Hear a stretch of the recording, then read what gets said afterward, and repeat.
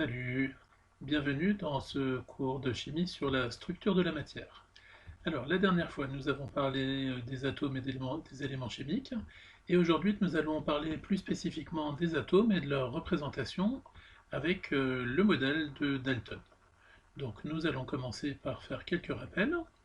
Donc, en premier lieu, qu'est-ce que le modèle de Dalton, qui date de 1808? Pour cela, je rappelle qu'un modèle, c'est une représentation de quelque chose et qui permet de donner des explications. Alors, concernant l'atome, la première chose à savoir, c'est qu'un atome, dans le modèle de Dalton, c'est une particule élémentaire qui constitue la matière, c'est-à-dire c'est une petite brique de base qui constitue la matière. Cet atome est indestructible, on ne peut pas le casser, on ne peut pas le détruire, et il est inaltérable, c'est-à-dire qu'il ne vieillit pas, il ne subit pas les effets du temps. Il peut exister pendant des milliards d'années. Alors dans le modèle de Dalton, c'est très simple, l'atome est représenté par une boule pleine et rigide. Nous allons voir ensemble quelques atomes simples. Donc nous allons donner leur nom, nous allons donner leur symbole, c'est-à-dire la manière de les écrire. On parlera de la représentation en trois dimensions, et enfin ce qu'on appelle le modèle, c'est-à-dire la représentation en deux dimensions, qui nous permettra de l'écrire facilement. Le premier de tous les atomes est l'atome d'hydrogène. À lui seul, il représente 90% des atomes. Son symbole, c'est très simple, c'est la première lettre du mot en majuscule, un H majuscule.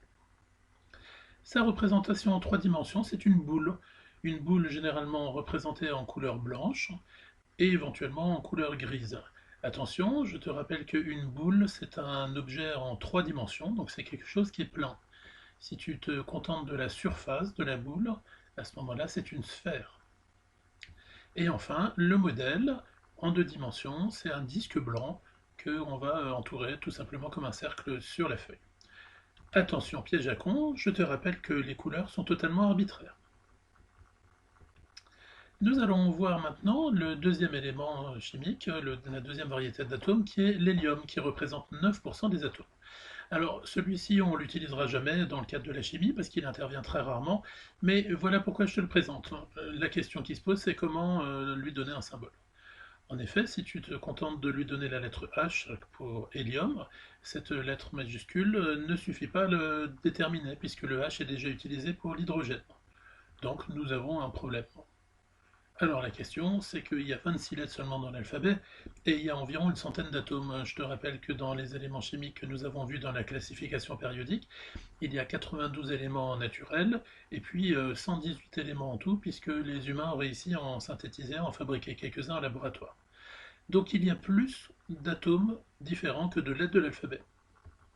Alors, idée pour résoudre le problème, c'est tout simple.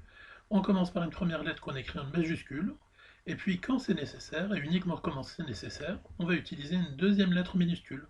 Pour l'hélium, première lettre H, deuxième lettre E en minuscule. Et c'est l'ensemble de ces deux lettres qui représentent le symbole. Donc nous retrouverons ceci pour un certain nombre d'atomes.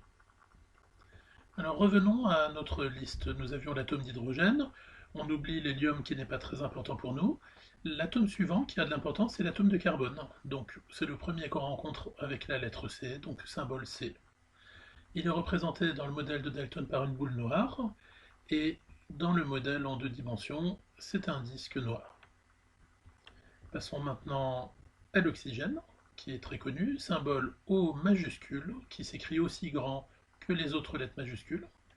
Le modèle 3 dimensions, c'est une boule rouge, la couleur est arbitraire, et le modèle 2D qu'on représente sur la feuille, un disque rouge. L'azote ensuite. L'azote, est-ce qu'il s'écrit avec un A?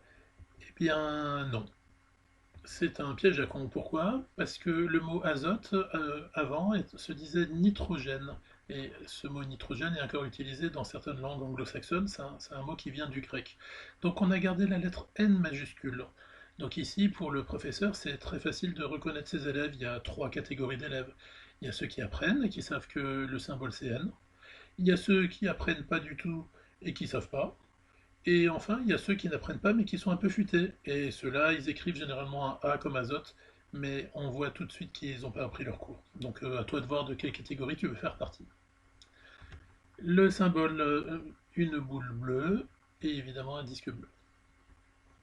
Nous passons ensuite au soufre. Alors, le soufre pose des problèmes surtout au niveau de l'écriture et de l'orthographe. Donc, une petite astuce, attention, le soufre ne souffre pas. Donc, le verbe souffrir possède lui deux F, mais le soufre un seul F. Et voilà, comme ça tu ne te trompes plus. Donc, symbole du soufre S. Une boule jaune, un disque jaune. La taille est un peu plus grande que pour les atomes, la série d'atomes précédente, à savoir le carbone, l'azote, l'oxygène. Et pour finir, le chlore. Alors attention avec ce chlore, parce qu'il s'écrit chlore et non pas chlore. Donc, évidemment, c'est un piège à con. Est-ce qu'on écrit CH? Je rappelle que C tout court est interdit puisqu'il est déjà utilisé pour le carbone. Et la réponse est non.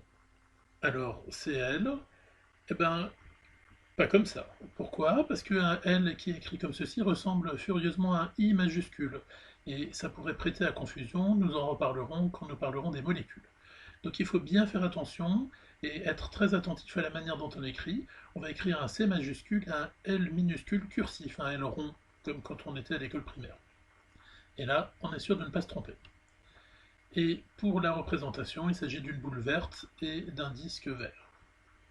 Voilà, si on récapitule la liste des atomes qu'il faut connaître, l'hydrogène, le carbone, l'oxygène, l'azote, le soufre et le chlore. Avec ça, il y a déjà moyen de faire pas mal de chimie. Et voilà, c'est à peu près tout pour aujourd'hui. La prochaine fois, nous parlerons plus en détail des molécules simples qu'on peut constituer. Allez, à bientôt. Salut!